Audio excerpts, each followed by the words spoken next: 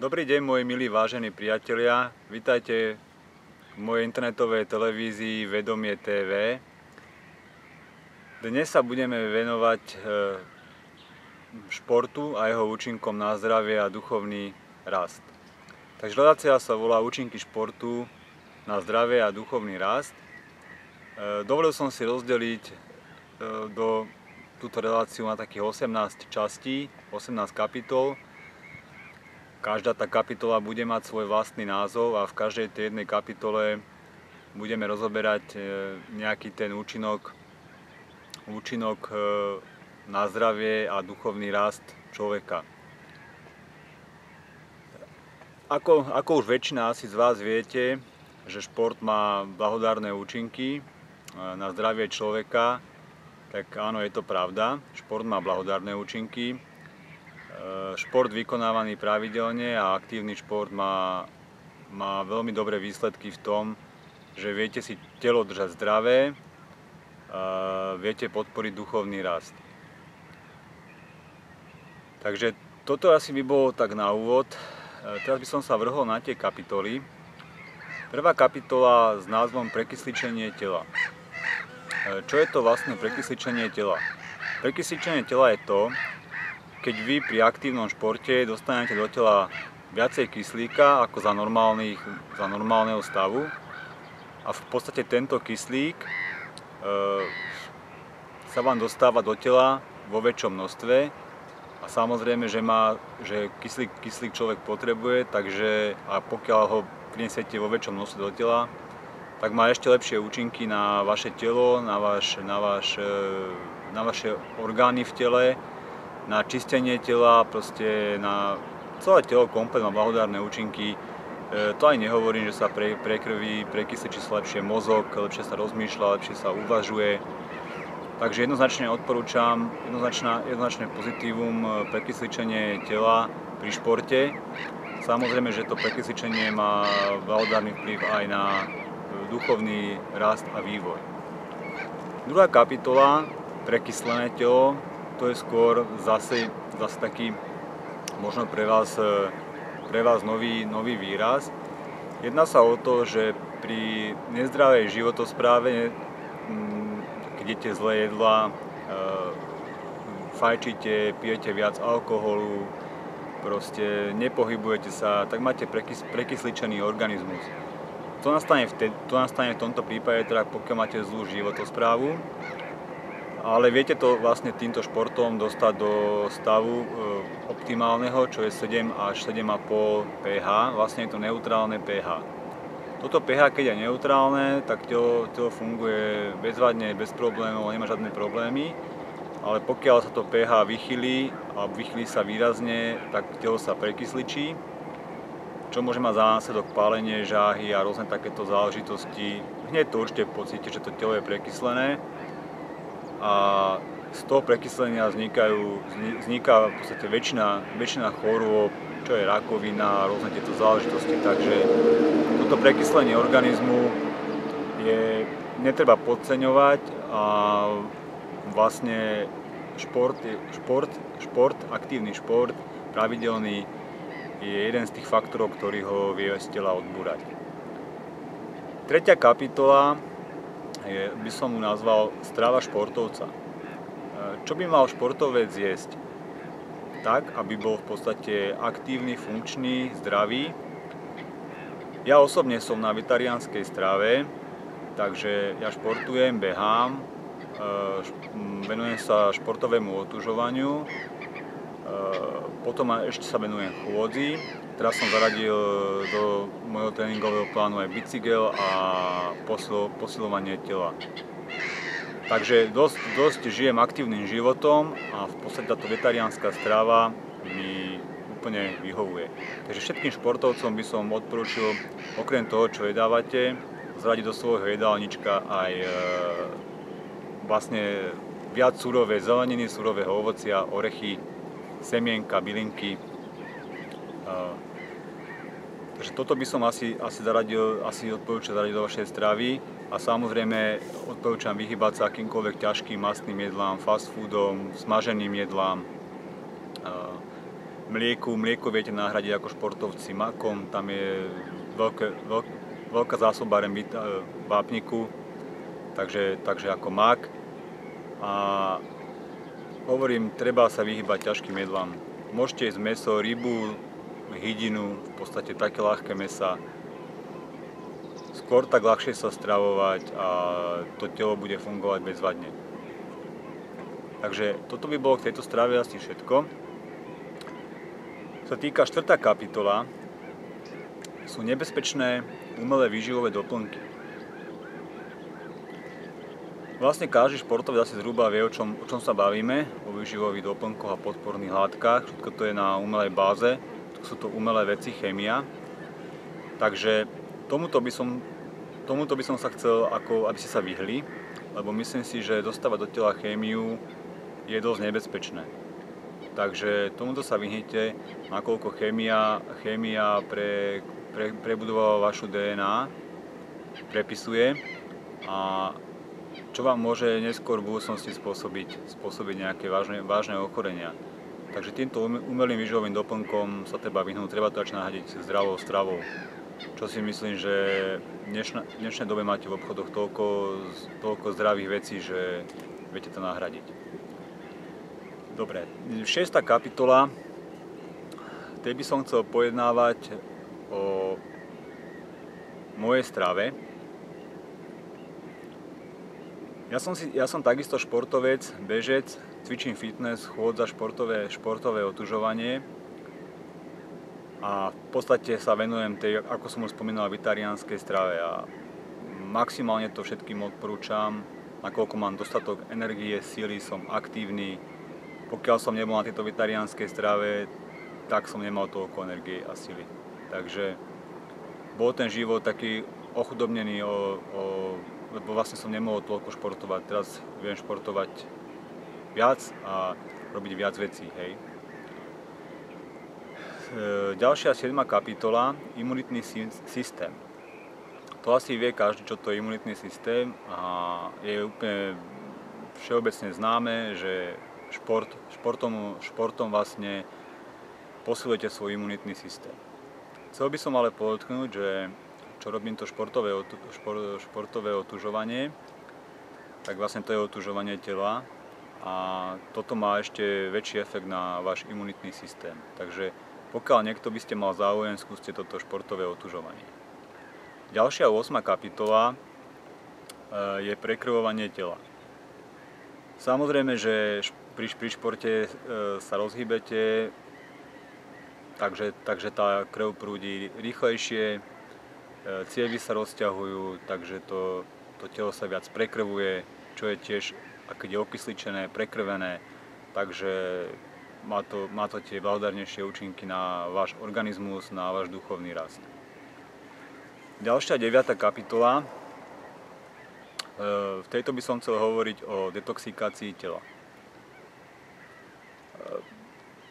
Tým, že športujete, v podstate sa potíte, vyplavujú sa z tela vlastne potením všetky toxíny, všetky jedy.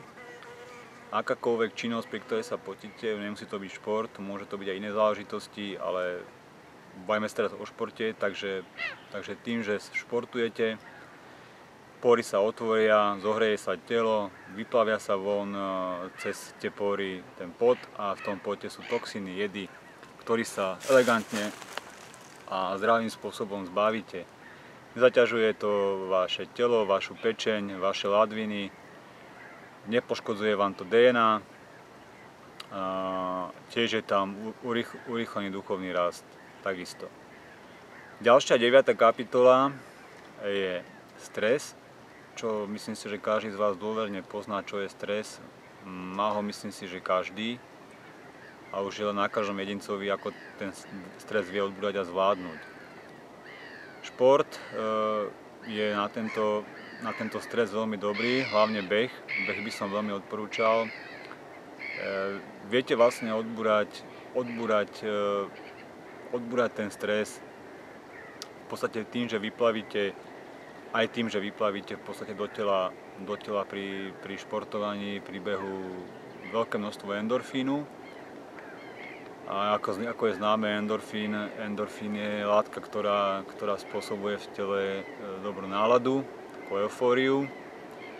Takže tým, že športujete, vyplavujete do tela endorfíniky, telo sa začne správať tak, že zabúda na stres, uvoľňuje sa, je kľudnejšie a po vyšportovaní ste odstresovaní proste. A samozrejme, že stresy môžu za všetky, tiež majú spolúčasť na všetkých tých chorobách civilizačných a na všetkých, čo človek môže dostať. Takže odporúčam stres odbúrať aj takýmto spôsobom, je to úžasná vec. Ďalšia 9. kapitola je energia. Áno, možno si niekto pomyslí, veď pri športe spálim energiu, potom už nemám energiu a silu na ďalšie fungovanie, ale pravda je opak. Pri športe síce spálite, zničíte si energiu, ale potom, keď sa vaše telo ukludní, po tom športe, hodinku, dve, tak začnete pociťovať príval energie. Je to úžasné, nakoľko v podstate tým, že športujete, vy sa naväzujete na ďalšiu energiu. Takže šport vám dodáva energiu, nie vám berie energiu, ale dodáva vám energiu. Tak samozrejme, že pokiaľ sa zničíte tak, že čo vaše telo fyzicky nevie zvládnuť a vy si dáte takú zabračku, takže v tom prípade sa viete úplne zničiť a máte po energii, ale športovať treba s rozumom a s mierou, tak aby vám to prinieslo väčší osoch a viac energie. 11. kapitola by som nazval, že aktívne športy. Čo sú to aktívne športy a prečo aktívne športy? Tak v podstate aktívne športy sú rôzne športy. Myslím si, že už aj šach je medzi športom, čo si myslím, že nemá nič spoločné so športom. Ale športovať by ste mali aktívne. Či je to beh, plávanie, cyklistika, nejaký walking,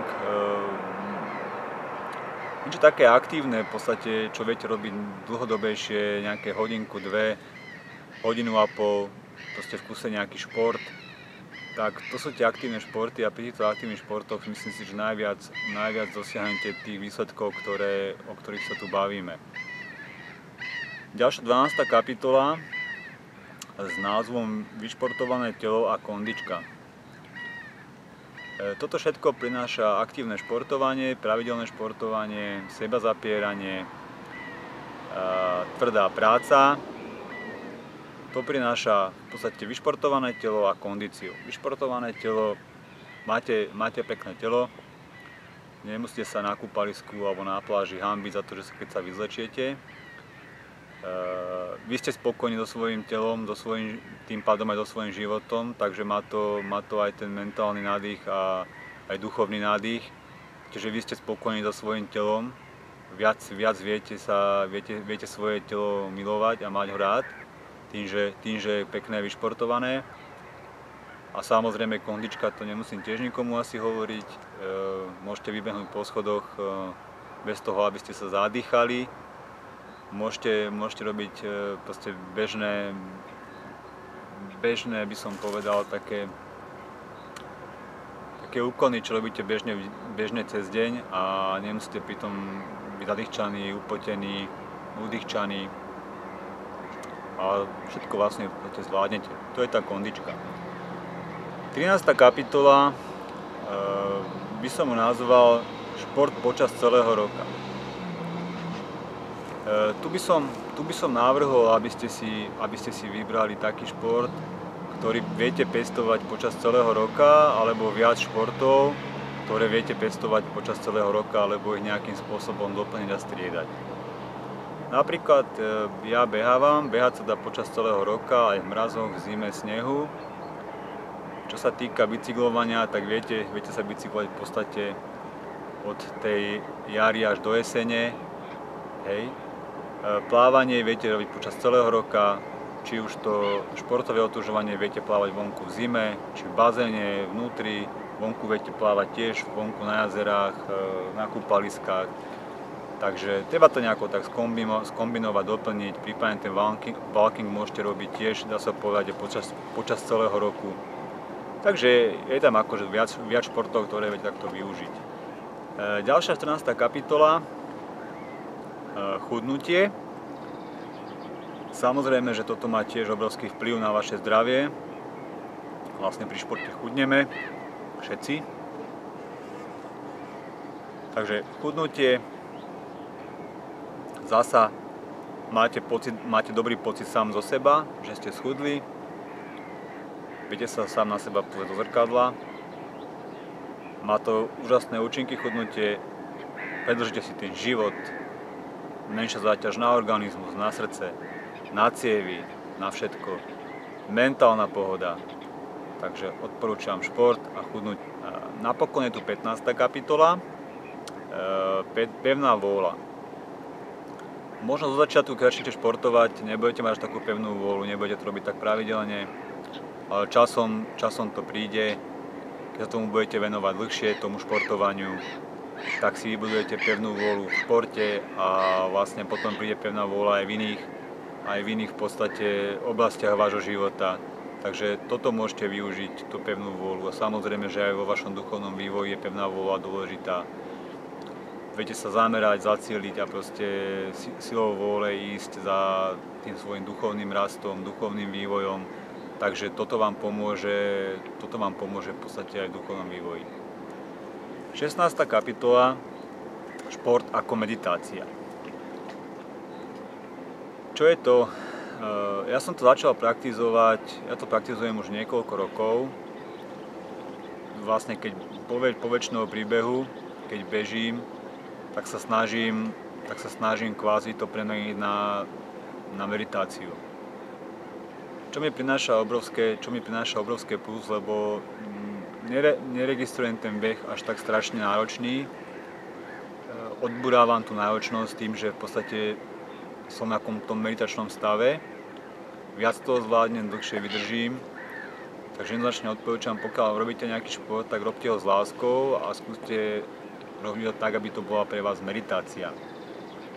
17. kapitola by mala pojednávať o tom, že akýkoľvek šport, keď ho robíte s láskou a poctivo, svedomito, má pre vás obrovský význam v duchovnom raste. Toto pocíti každý, kto sa troška venuje duchovnú a aj zároveň športuje. Časom zistí, že ten šport mu dáva obrovskú energiu do toho, aby mohol duchovne rásť a duchovne žiť. 18. kapitola v podstate tam by som to dal do takej úrovne, že nazval by som to, že nepreceňujte svoje sily. Určite by som vám odporúčil, aby ste v žiadnom prípade pri akomkoľvek športe, kdekoľvek ho robíte a za akýchkoľvek podmienok nepreceňovali svoje sily. Lebo potom všetky tie kapitoly predtým, čo som vám tu opisoval, rozprával o nich, tak proste nemajú význam. Lebo vy si môžete tým, že preceníte svoje sily, dosť vážne ublížiť. Môžete získať nejaké zranenie do športu, čo si myslím, že nemá nič so športom a zdravím. Takže vždy, keď niečo idete robiť, tak si buď nájdete na internete nejaké tie informácie, alebo sa poradíte s lekárom, alebo proste vy musíte sami zvážiť, že na čo máte, na čo nemáte. Toto by bolo všetko v dnešnej relácii. Ešte by som vás chcel poprosiť, milí diváci, zdieľajte moje videá, šírte televíziu Vedomie TV, na Facebooku, na internete, na Google, kdekoľvek, kde sa vám dá. V prípade nejakých otázok a nejasností mi môžete písať na môj mail vedomie.tv@gmail.com a samozrejme, že vám čo najskôr odpoviem a poteším sa za akýkoľvek nápad, návrh, čokoľvek váš postreh môžete mi napísať. Čo sa týka sponzorského, pokiaľ máte niekto možnosť mi akýmkoľvek spôsobom pomôcť sponzorským darom, samozrejme takým, čo by mi pomohol vylepšiť túto moju televíziu, tak ho privítam a budem rád. A toto by bolo asi na dnes všetko. Chcel by som sa vám poďakovať za váš čas, za vaše názory, za to, že ste si pozreli toto video. A ďakujem vám veľmi pekne za pozornosť a želám vám pekný deň. Majte sa, čau čau.